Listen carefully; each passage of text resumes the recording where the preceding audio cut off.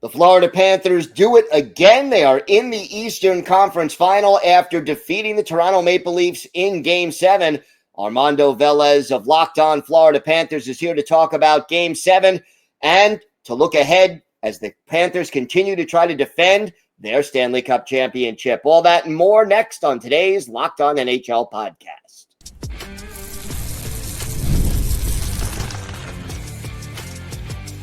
You're Locked On NHL, your daily podcast on the National Hockey League. Part of the Locked On Podcast Network, your team every day. Gil Martin here, and welcome everybody to the Monday edition of the Locked On NHL podcast, part of the Locked On Podcast Network, your team every day. I want to thank everyone who makes Locked On NHL your first listen every day. Don't forget to subscribe on YouTube or wherever you listen to podcasts so you get new episodes as soon as they drop. This episode is brought to you by Monarch Money. Take control of your finances with Monarch Money. Use code LOCKEDONNHL at monarchmoney.com for 50% off your first year. It is my pleasure to welcome back to the show Armando Velez of Locked On Florida Panthers. Celebration time in South Florida there. A big, pretty dominant Game 7 performance.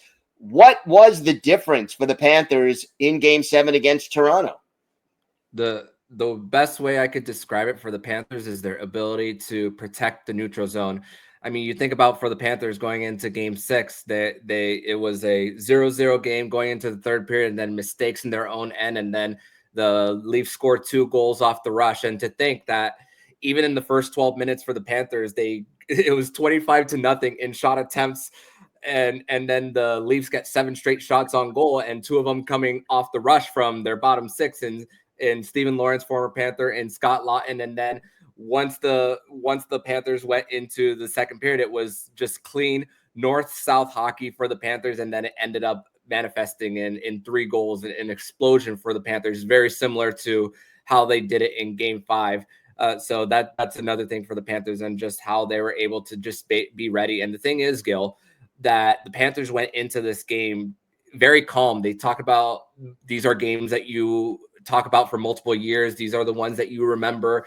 Matthew Tkachuk spoke about how their game is built for Game 7 in long series. The Panthers play marathons consistently when it comes to how their style of play just wears teams out. And it goes back all the way to what Paul Maurice spoke about in one of the docu series for when they won the Stanley Cup. Pound their bleeping D so that in Game 7 they have nothing left, and it really proved in Game 7 against the Leafs. That physicality is such a part of the way the Panthers play. Do you think they did wear down the Maple Leafs in this series? No doubt. And to think that, I mean, it's 12 playoff games and Austin Matthews only has 1 goal against the Panthers.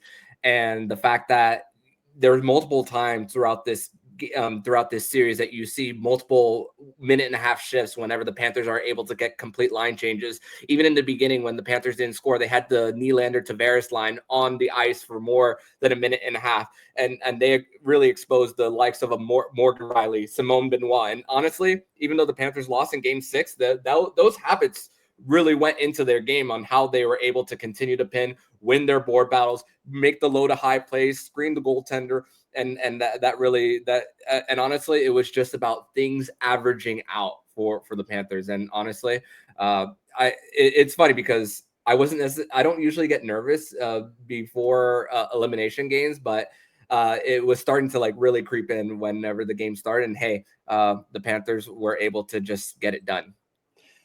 Talk to me about Sergei Bobrovsky. He does seem to come up big in big spots.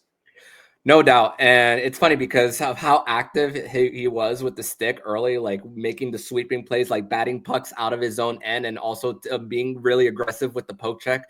So that's another thing that Sergei Bobrovsky just continues to just play big, use his technique as his big advantage as not the biggest goaltender.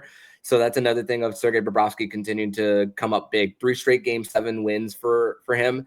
And I mean, the Panthers overall as a franchise, they're 4-1 in Game 7s in their franchise's history. So this team franchise wise, they come up big. Paul Maurice now 6-0 in Game 7. Brad Marchand 5-0 in Game 7s against the Leafs, and even scored tonight on the empty netter, and also got a big assist on Eetu Luostarinen's deflection goal in the third period. So the key players come up big. I got to give a lot of credit to Seth Jones, even though there was a goal that was disallowed due to him crashing the net, but the patience he had to keep the puck, not touch the puck when they were regaining the zone to get that goal to Jonah Gadjevich. I mean, it was very similar to the Cale Makar play a few years ago in the conference final. So just awareness from him. This is why you make that big trade for him. And this was before the Ekblad suspension. That just high IQ play constantly from him. Although the power play hasn't been the best for the Panthers, he's just taken very calculated risk on how he keeps the pucks in the zone, which we saw especially in the beginning of how the Panthers were struggling with their pinches in the beginning of the series, and that led to those multiple rush chances. But the Panthers a lot more calculated as the series went on.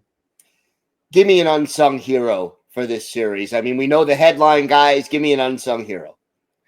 I got to go with Eetu Luostarinen, a guy who is not a household name when it comes to the Florida Panthers because of the amount of superstars that they have, but just the physicality, meshing well with Brad Marchand. He's not necessarily a two-way forward offensively, but I mean, getting a big one tonight, and also key minutes on the penalty kill, which the Panthers were able to still neutralize the Toronto Maple Leafs in the series. And also I want to give the whole fourth line, because let's not forget, Paul Maurice made an entire change in Game 3, bringing a whole new fourth line in to the mix, and trying to counter the Toronto Maple Leafs speed game. They use it with their heavy game, and those three guys of Nosek, Gadjevich, AJ Greer, those are the heavy guys who live for the Florida Panthers way as far as getting the pucks and keeping it in the offensive zone. So we're back to the conference final. It'll be the Carolina Hurricanes as the opposition. What concerns you most about the Carolina Hurricanes? The Carolina Hurricanes ... again, which funny enough, we're recording this at 10:29 p.m. on a Sunday night, just not even 15 minutes after the final buzzer. And this 2 years ago to the date was Matthew Tkachuk's Game 1 winner in quadruple overtime at 1:56 in the morning, even though technically that was on May 19th for him. And just the fact with the Carolina Hurricanes is their style of play is very similar to the Panthers. These are two of the top Corsi 4 percentage teams. They wear you down. They're heavy. And the thing is, a lot of people talk about the Carolina Hurricanes as talking about boring hockey, but the best comparison I can make when it comes to the Carolina Hurricanes is like San Antonio Spurs in their prime years with Greg Popovich, St. Louis Cardinals when they were winning the multiple World Series in the late 2000s, early 2010s. They are the definition of that, as a team that's constantly in the second round, 7 years in a row for them, I believe. And just the fact that they're so coached well by Rod Brind'Amour. Freddie Anderson, when he's healthy, he's one of the best goaltenders out there. He doesn't get talked about. There's so many names that just don't get talked about. Jacob Slavin, he's a number one defenseman. If the Norris Trophy wasn't a points-based award, he'd probably win it every single year. Brent Burns, he may be 40 years old, but he's still a veteran that is big for their blue line. Jordan Staal, he's likely going to be matched up against Alexander Barkov at the start of the series. That's a good defensive forward, a Stanley Cup champion when he was with the Pittsburgh Penguins. So that's another thing for the Panthers, on just the fact that there's going to be a lot of low-scoring games. But the Panthers, they set a record for the last 30 years that hasn't been done since 1993. 17 different goal scorers. So when it comes to the depth, I do believe that the Panthers do have an advantage, but the style of play and structure, I think Carolina could actually give the Panthers quite the challenge, a lot more of a challenge than they did in 2023. Well, it's going to be a very interesting series, no doubt about that. Armando, why don't you tell our viewers and our listeners where they could find the podcast and where they could find you on social media?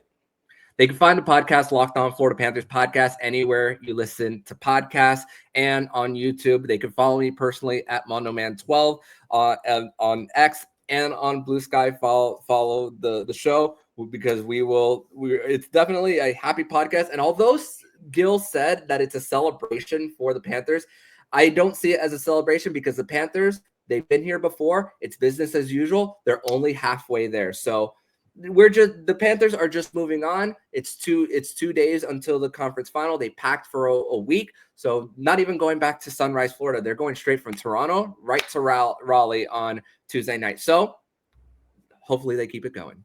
All right. Thank you so much, Armando. Absolutely, Gil. Thank you so much. Today's episode is brought to you by your friends at Monarch Money. Ever check your bank account and wonder, where did all my money go? Between dining out, online shopping, and entertainment, it's easy to lose track. That's where Monarch Money comes in. It's your personal CFO, giving you full visibility and control over your finances. Monarch Money isn't just a budgeting app. It's a complete financial command center. You could track all your accounts, investments, and spending in one place so you could stop managing your money and start building wealth. When I started using Monarch, I realized just how much I was spending on food delivery. Now I budget smarter and save more. Instead of juggling multiple apps, you can use Monarch to check your finances, track spending, and even plan long-term goals. So take control of your finances with Monarch Money. Use code LOCKEDONNHL at monarchmoney.com for 50% off your first year. That's monarchmoney.com, code LOCKEDONNHL for half off your first year.